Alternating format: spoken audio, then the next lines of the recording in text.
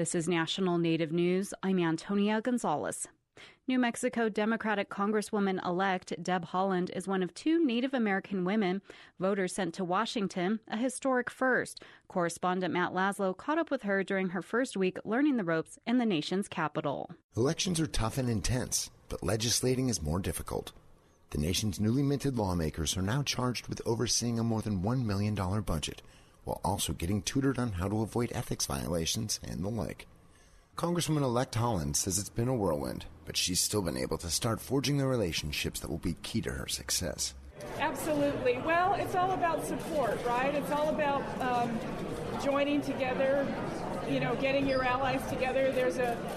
We have the largest group of women of color in this Congress, and I feel very strongly that we're all going to stick together on so many issues. The incoming freshman class has been bustling around the Capitol with large binders and briefing materials in tow as they're trained on how to turn their campaign rhetoric into policy. Haaland is hoping to bring attention to the problems plaguing Indian country, especially the plight of the missing Indigenous and Native women, and in that, she's already reaching out to Oklahoma Republican Tom Cole of the Chickasaw Nation. So I really want to try to reach out and work on issues that we can agree on, and perhaps that'll blossom into other areas that we can also agree on. Congresswoman-elect Sharice Davids of Kansas is the second Native American woman who was just sent to Washington. We'll be catching up with her after the holiday. For National Native News, I'm Matt Laszlo in Washington.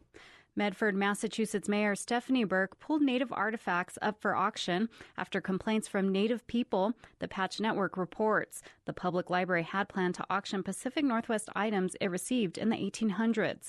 An auction house in Boston was set to put the items up for bid December 1st. The North American Indian Center of Boston raised concerns. The mayor pulled the items Monday, saying the city honors and respects the culture and traditions of Native American groups.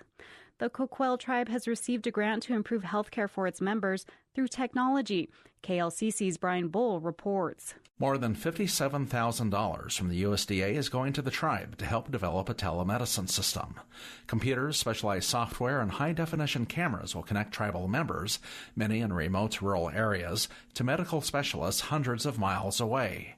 Coquille Tribal spokesman Clark Walworth. It's going to mean less waiting time for patients and reduced travel. Sometimes it can be a real hardship for people to have to drive to Eugene or Roseburg or Portland to see a specialist. So this allows them to do it right away with a specialist wherever. We think it's going to bring better health outcomes. Approximately 1,300 tribal members are expected to have improved access to medical services, which include pain management, psychiatry, and substance abuse counseling.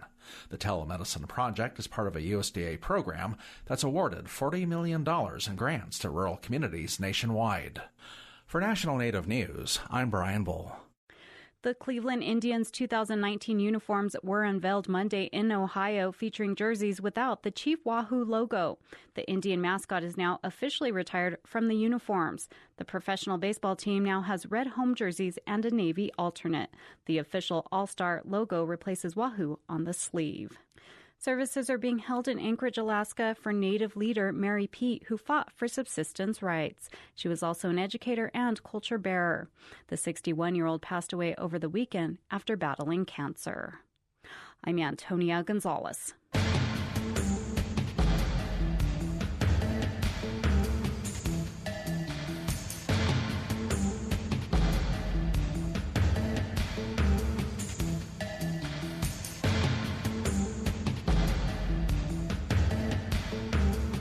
National Native News is produced at the Annenberg National Native Voice Studios by Kiwanis Broadcast Corporation.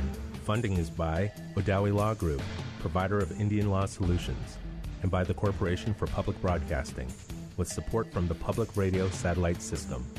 Support by the law offices of Sonosky, Chambers, Saxe, Miller, and Monkman, a national tribal rights law firm with offices in Washington, D.C., New Mexico, California, and Alaska, and online at www.sonosky.com.